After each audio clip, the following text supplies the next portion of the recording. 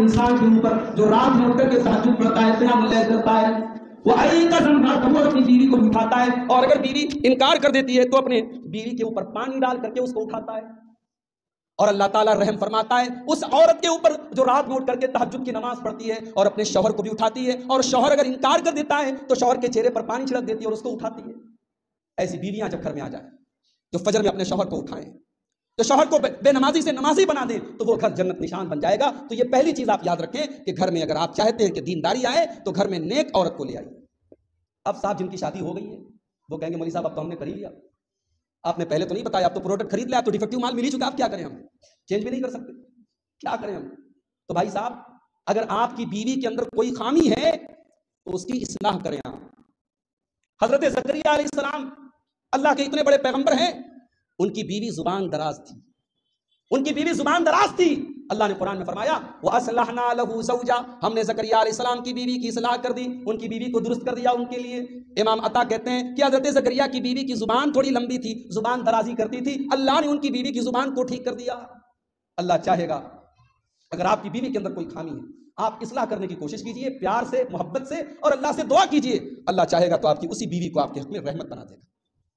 اور ہمیشہ یہ بات یاد رکھنی چاہیے، شوہر بھی یہ بات یاد رکھے، بیوی بھی یہ بات یاد رکھے کہ شوہر اور بیوی کا رشتہ یہ نوکر اور مالک کا رشتہ نہیں ہے، یہ باس اور سرونٹ کا رشتہ نہیں ہے۔ اگر شوہر یہ سمجھتا ہے کہ میں باس ہوں اور میری بیوی میری نوکرانی ہے، یا بیوی یہ سمجھتی ہے کہ میں راج کروں گی اور یہ میرے انڈر میں کام کرے گا، یہ محبت سے چلتا ہے میرے بھائیو، یہ رشتہ یہ خیر خواہی سے چلتا ہے، یہ سمجھ بوجھ سے چلتا ہے، میاں بیوی ایک دوسرے کے خیر خواہ بنے۔ اللہ نے سورہ توبہ کے اندر فرمایا والمؤمنون والمؤمنات بعضهم اولیاء بعض، مومن مرد اور مومن عورت ایک دوسرے کے سپورٹر بنے، ایک دوسرے کے مددگار بنے، یأمرون بالمعروف، نیکی کا ایک دوسرے کو حکم دیں، وینہون عن المنکر، برائی سے ایک دوسرے کو روکیں، ویقیمون الصلاۃ، نماز قائم کریں، ویؤتون الزکاۃ، زکات ادا کریں، ویطیعون اللہ ورسولہ، اور اللہ اور اس کے رسول کی اطاعت کریں۔ اگر ایسا کریں گے اولئک سیرحمہم اللہ، اللہ کی رحمت ان کے اوپر نازل۔ تو صاحب دوسری چیز، گھر کو اگر دیندار بنانا ہے گھر کے اندر نماز کا ماحول پیدا کرنا۔ ایک ہوتا ہے نماز پڑھنا نہیں ہے، نماز کا ماحول پیدا کرنا ہے۔ ماحول کیسے پیدا ہوگا؟ عشاء کی اذان ہو رہی ہے، 7:15 بجے اذان ہوتی ہے، 7:30 بجے جماعت ہوتی ہے، اذان ہوئی، آپ نے گھر میں وضو بنایا، آپ کے بچے آپ کو وضو بناتے ہوئے دیکھ رہے ہیں، آپ کے بچوں نے اپنے باپ سے وضو کا طریقہ سیکھ لیا، پھر آپ گھر میں سنت نماز گھر میں پڑھتے ہیں، اور اللہ کے نبی فرماتے ہیں خیر صلاۃ المرء فی بیتہ الا المکتوبہ، فرض نماز کے علاوہ ہر نماز گھر میں پڑھنا چاہیے، فرض کے علاوہ ہر نماز گھر میں افضل ہے، سنت نماز آپ گھر میں پڑھا کریں تاکہ آپ کے گھر والوں کو نماز کی محبت پیدا ہو۔ اور جب یہ نماز کا ماحول آپ کے گھر میں پیدا ہوگا میرے بھائی، تو بے حیائی نہیں پنپے گی گھر میں۔ جس گھر کے لڑکے اور لڑکیاں نماز کی پابندی کریں گے وہاں بے حیائی نہیں آئے گی، اس لیے کہ اللہ کا وعدہ ہے ان الصلاۃ تنہا عن الفحشاء والمنکر، بے شک نماز بے حیائی سے اور برائی سے روکا کرتی ہے، بے شک نماز تم کو غلط کاموں سے روکتی ہے۔ تو آپ کے گھر میں نماز کی پابندی ضروری ہے۔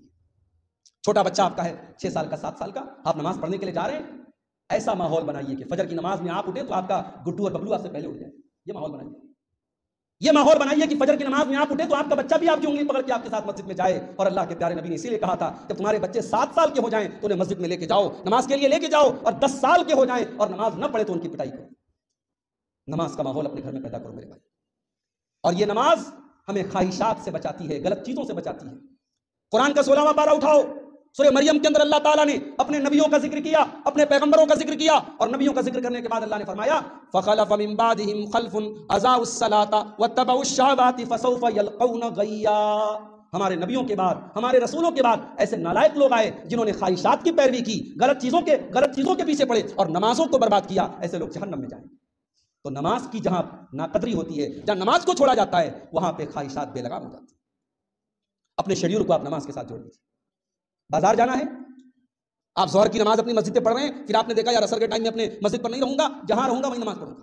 ایسا تھوڑی ہے کہ بستوارہ میں ہے تو نماز فرض ہے اور دربھنگہ میں جانے سے معاف ہو جائے گا، ایسا تھوڑی ہے، ایسا نہیں ہے میرے بھائی۔ دنیا کے کسی کونے میں چلے جاؤ، نماز آپ کے اوپر فرض ہے، کسی حال میں آپ ہیں۔ اگر آپ، بعض ایسے لوگ بھی ہوتے ہیں جو کوما میں چلے جاتے ہیں، کوما میں چلے گئے، ہاتھ پیر کچھ بھی حرکت نہیں کر رہا لیکن دماغ کام کر رہا ہے، تو آنکھوں کے اشارے سے بھی نماز پڑھے گا۔ وضو نہیں کر سکتا، تیمم کر کے پڑے گا، تیمم کی بھی طاقت نہیں، اسی حال میں پڑے گا۔ ان الصلاۃ کانت علی المؤمنین کتابا موقوتا، نماز اپنے وقت پر ہر مسلمان پر فرض ہے۔ نماز کا ماحول پیدا کیجیے، اپنے گھر والوں کو نمازی بنائیے، اپنی عورتوں کو نمازی بنائیے۔ میں ماؤں سے گزارش کروں گا کہ بہانے نہ کریں، چھوٹا بچہ ہے، مولوی صاحب پیشاب کر دیتا ہے، پہلی بار بچہ پیدا کر رہی ہے کیا؟ نبی کے زمانے میں بچے نہیں پیدا ہوتے تھے، اس زمانے میں تو ڈائپر بھی نہیں تھا، اس زمانے میں یہ سہولتیں نہیں تھی جو آپ کے پاس ہیں۔ کہ حضرت فاطمہ نے حسن و حسین کی پرورش کی کہ نہیں کی؟ حضرت خدیجہ نے 4 بیٹیوں کو جنم دیا کہ نہیں دیا؟ وہ عورتیں نماز بھی پڑھتی تھی اور بچوں کی پرورش بھی کرتی تھی. بہانے بند کر دیجیے آپ کہ چھوٹا بچہ ہے پیشاب کر دیتا ہے، یہ ہے وہ ہے، یہ بہانے بند کر دیجیے. نماز کی پابندی کیجیے. اور ماں کو چاہیے کہ جب وہ نماز پڑھنے کے لیے مصلی بچھائے تو اپنی بچی کے لیے بھی ایک مصلی لے.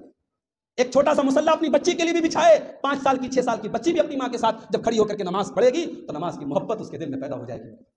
اور جب نماز کی محبت دل میں پیدا ہو جائے گی تو اللہ کے پیارے نبی فرماتے ہیں وَرَجُلٌ قَلْبُهُ مُعَلَّقٌ بِالْمَسَاجِدِ، قیامت کے دن ایک ایسا انسان بھی اللہ کے عرش کا سایہ پائے گا جس کا دل نماز میں اٹکا ہو، جس کا دل نماز میں لگا ہو، جس کے دل میں نماز کی محبت ہو. اللہ ایسی محبت ہم سب کے دل میں پیدا فرماتے ہیں. تو نماز کی پابندی، گھر کی اصلاح کرنا ہے، یہ بہت ضروری چیز ہے. تیسرا کام، گھر کی اصلاح کرنا ہے تو تیسرا کام کیا کرنا ہے؟ بولو بھائی. تیسرا کام یہ ہے کہ آپ پہلے اپنی اصلاح کیجیے. باپ بیچارہ نماز نہ پڑھے تو کس منہ سے وہ بیٹے سے کہے گا کہ تو نماز پڑھ؟ باپ اپنے بیٹے کے سامنے سگریٹ پیے تو کل بیٹا جوان ہونے کے بعد اگر سگریٹ پیتا ہے تو باپ کو شکایت کرنے کا کوئی حق نہیں. باپ اگر اپنی اولاد کے سامنے گالی گلوچ کر رہا ہے تو بیٹا ظاہر ہے بیٹے ہماری باتوں سے کم سیکھتے ہیں اور ہماری حرکتوں سے زیادہ سیکھتے ہیں. بات یاد. میں نے بعض بچوں کو دیکھا کہ باپ جیسے بیٹھتا ہے گھر میں کرسی پر، بیٹا ویسے ہی بیٹھتا ہے. بیٹے کو کسی نے بتایا نہیں. یہ جو آج کل ہمارے بچے موبائل چلاتے ہیں نا، ہم لوگ رونا روتے ہیں مولوی صاحب ہمارے بچے موبائل کے بڑے شوقین ہو گئے. شوقین ہوئے نہیں، انہوں نے آپ کو دیکھا شوقین ہوتے. جناب آپ گھر میں آئے، بستر پہ آئے، بیوی سے کوئی بات چیت نہیں، بچے سے کوئی بات چیت نہیں، موبائل لے کر کے بیٹھ گئے اور رات میں 2 بجے تک بلا وجہ موبائل میں لگے. اتنا ضروری ہے سب واٹس ایپ پر میسج چیک کرنا، جیسے اگر چھوڑ دیں گے تو بالکل جنت میں نہیں جا سکتے. ارے بھائی صاحب رات میں جلدی سوئیں گے تب آپ فجر کی نماز پڑھیں گے. رات میں 2 بجے تک آپ اچھا یوٹیوب آپ نے کھول لیا، یوٹیوب کی عادت ہے. آپ نے کوئی ایک چیز یوٹیوب پر سن لی تو وہ آپ سے زیادہ ہوشیار ہے نا یوٹیوب والا. آپ نے ایک چیز سن لی تو اس سے ریلیٹڈ وہ 10 چیزیں آپ کے سامنے لے آئے گا. اب آپ اس کے چکروی میں پھنس گئے، ایک چیز دیکھی پھر دوسری چیز دیکھنے لگے، پھر تیسری چیز دیکھنے لگے، ٹائم کا تو پتہ ہی نہیں چلتا. تو جب آپ نے موبائل کو اس قدر اپنے دماغ میں بٹھا لیا تو بچے تو آپ ہی کو دیکھ کے سیکھ رہے ہیں نا. اس لیے پہلے اپنے آپ کو ہم نیک بنائیں. اور یہ سب سے بڑا انویسٹمنٹ ہے اپنے بچوں کے. آپ کی نیکی آپ کے بچوں کے لیے سب سے بڑا انویسٹمنٹ ہے. آپ کی نیکی آپ کے بچوں کو آپ کے مرنے کے بعد بھی کام آئے گی میرے بھائی. حضرت عبداللہ بن مسعود رضی اللہ تعالیٰ عنہ رات میں تہجد کی نماز پڑھ رہے ہیں.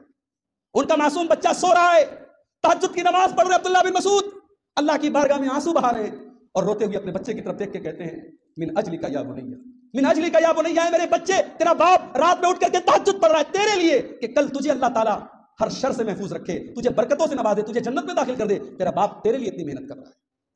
ماں باپ کی نیکی کا پھل ان کے بچوں کو ملے گا.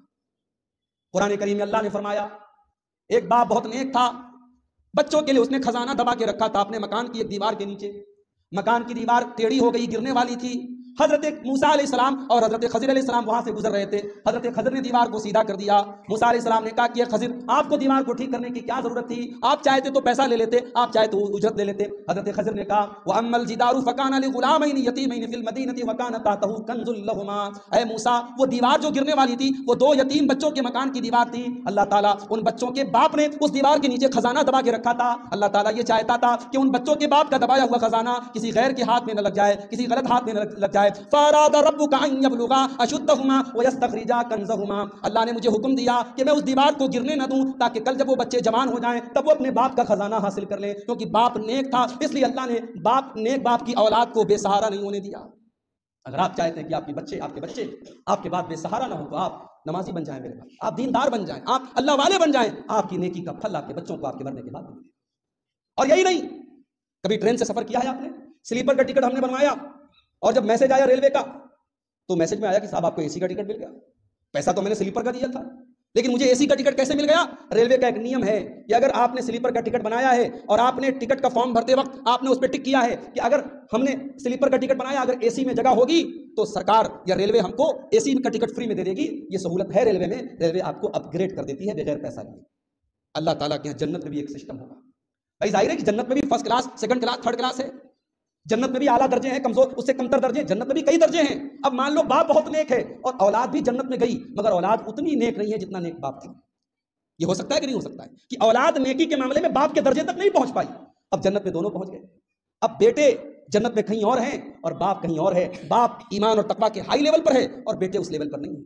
اب یہ تو تکلیف کی بات ہو گئی نا بھائی. کیا آپ نہیں چاہتے کہ دنیا میں اپنے پریوار کے ساتھ جیسے مل کے ہم رہتے ہیں جنت میں بھی ہم مل کر کے رہیں؟ ہر انسان یہ چاہتا ہے. اب اللہ کی رحمت دیکھو، اللہ قرآن میں کہتا ہے والذین آمنوا واتبعتهم ذریتهم بایمان الحقنا بهم ذریتهم. اگر تم ایمان والے بن جاؤ، تم نیک عمل کرنے والے بن جاؤ، کل جنت میں ہم تمہاری اولاد کو تمہارے ساتھ ملا دیں گے، ہم اپ گریڈ کر دیں گے تمہاری اولاد کو. تمہاری اولاد اگر اس لیول تک نہیں پہنچ پائی تب بھی ہم ان کو پہنچا دیں گے کیونکہ تم نیک تھے. ہماری نیکی کا پھل ہمارے بچوں کو جنت میں بھی ملے گا. تو اپنے آپ کو نیک اور دیندار بنائیں۔ اگر ہم اپنے گھر کا ماحول دیندار بنانا چاہتے ہیں، ہمارے گھر میں شریعت کے خلاف کوئی کام ہم روکیں، ہم منع کریں، ہم ٹوکیں، اپنے گھر سے ہم ہر غلط چیز کو نکالیں۔ مسلمان کے گھر میں ناچ گانا ہو رہا ہے، مسلمان کے گھر میں میوزک بج رہا ہے، مسلمان کے گھر کی لڑکیاں بے پردہ گھوم رہی ہیں، اگر آپ کی پیشانی پر کبھی بل نہیں آیا، آپ کی جوان بیٹی گھر سے بے پردہ نکل رہی ہے اور آپ نے کبھی منع نہیں کیا، آپ کی بیوی بن سمر کر کے میک اپ کر کے گھر کے باہر بے پردہ نکل رہی ہے اور آپ کو کوئی اعتراض نہیں ہے، تو معاف کیجیے، اس سے بڑا بے غیرت کوئی نہیں ہے، اس سے بڑا دیوس کوئی نہیں ہے، جس کی بیٹی، جس کی بہن، جس کی بیوی بے حیا ہو کر کے گھر سے نکلے اور باپ کو کوئی فرق نہ پڑے، بھائی کو کوئی فرق نہ پڑے اور شوہر کو کوئی فرق نہ پڑے۔ اللہ کے نبی فرماتے ہیں کہ 3 لوگ قیامت کے دن ایسے ہوں گے جن کے لیے جنت حرام ہے، ان 3 لوگوں میں وہ انسان بھی ہوگا الدیوس الذی یقر فی اہلہ الخبث، جو اپنے گھر والوں کے اندر بے حیائی کو باقی رکھتا ہے اور اس کو کوئی فرق نہیں پڑتا۔ اسی طریقے سے اچھے ساتھی کو آپ چنیے، آپ کے دوستوں کا اثر آپ کے اوپر پڑتا ہے، آپ کے بیٹے اور بیٹیوں کی سنگت کن لوگوں کے ساتھ ہے یہ بھی آپ دیکھیے۔ اگر آپ کی جوان بیٹی بہت پردے والی ہے، بہت دیندار ہے، لیکن اگر وہ بے حیا لڑکیوں کے ساتھ اس کی دوستی ہے تو اس کا اثر کہیں نہ کہیں آپ کی بیٹی پر پڑے گا۔ آپ کا بیٹا اگر نیک اور دیندار ہے لیکن اگر وہ غلط لڑکوں کے ساتھ اٹھے گا بیٹھے گا، اس کے اوپر اثر پڑے گا۔ اور یہ بات میں نہیں کہہ رہا ہوں، اللہ کے پیارے نبی صلی اللہ علیہ وسلم فرماتے ہیں المرء علی دین خلیلہ، انسان اپنے دوست کے اخلاق اور اپنے دوست کے دین کو قبول کرتا ہے، دوست کے طریقے کو انسان ایکسپٹ کر لیتا ہے۔ اور قرآن میں اللہ نے بیان کیا وَيَوْمَ يَعَضُّ الظَّالِمُ عَلَى يَدَيْهِ يَقُولُ يَا لَيْتَنِي اتَّخَذْتُ مَعَ الرَّسُولِ سَبِيلًا، قیامت کے دن ایک ظالم انسان اپنے ہاتھوں کو چبائے گا اور کہے گا کہ اے کاش میں نے رسول کا راستہ اپنایا ہوتا، یا ویلتا لیتنی لم اتخذ فلانا خلیلا، ہائے میری بربادی، اے کاش میں نے فلاں کو اپنا دوست نہ بنایا ہوتا، لقد اضلنی عن ذکر، اس نے اللہ کے ذکر سے مجھے غافل کر دیا۔ تو برے لوگوں کی سنگت سے میرے بھائی اپنے آپ کو بچائیں۔ اسی طریقے سے اگر آپ چاہتے ہیں کہ گھر کے اندر دینداری کا ماحول آئے تو گھر میں اللہ کا ذکر والا ماحول پیدا کیجیے، گھر کے اندر اللہ کا ذکر ہو، صبح کی شروعات گھر میں قرآن کی تلاوت سے ہو۔ آج وہ عورتیں مر گئیں، وہ عورتیں ختم ہو گئیں جو صبح پہلا کام کرتی تھی قرآن بیٹھ کر کے پڑھتی تھی، اب تو رات میں سوتی ہے تو موبائل لے کے سوتی ہے اور صبح اٹھتی ہے تو پہلے موبائل دیکھتی ہے۔ میرے بھائیوں، جس گھر میں اللہ کا ذکر نہ ہو وہ گھر مردہ ہے۔ اللہ کے پیارے نبی فرماتے ہیں جس گھر میں اللہ کا ذکر ہوتا ہے وہ گھر زندہ ہے، اور جس گھر میں اللہ کا ذکر نہیں ہوتا وہ گھر مردہ ہے۔ گھر کی اصلاح کے تعلق سے یہ چند باتیں میں نے آپ کے سامنے رکھی ہیں، موضوع کی اور بھی پہلو تھے لیکن چونکہ وقت بھی اب زیادہ ہو رہا ہے اور آپ حضرات کافی دیر سے یہاں بیٹھے ہیں، ہم اللہ سے دعا کرتے ہیں رب العالمین جو باتیں کہی گئیں اللہ کہنے والے کو، سننے والوں کو سب کو عمل کی توفیق عطا فرمائے۔ اللہ ہمیں اپنے گھروں کا ماحول دینداری والا ماحول بنانے کی توفیق عطا فرمائے۔ اللہ ہمیں اپنے بچوں کی تربیت صحیح اور اسلامی طریقے سے کرنے کی توفیق عطا فرمائے۔ اللہ ہمیں اپنے گھر والوں کی اصلاح کی توفیق دے۔ بڑی جامع دعا قرآن نے ہمیں سکھائی ہے، وہ بھی ہم یاد کر لیں۔ ربنا هب لنا من ازواجنا وذرياتنا قرة اعين واجعلنا للمتقين اماما، پروردگار ہمارے بیوی بچوں کو ہماری آنکھوں کی ٹھنڈک بنا دے اور اے اللہ تو ہمیں متقیوں کا امام بنا دے۔ یہ بڑی بہترین دعا ہے، اس دعا کو آپ یاد کر لیں، اپنے بیوی بچوں کے لیے اس دعا کو آپ پڑھا کریں۔ اللہ تعالی ہم سب کو عمل کی توفیق عطا فرمائے، آمین۔ وآخر دعوانا الحمدللہ رب العالمین۔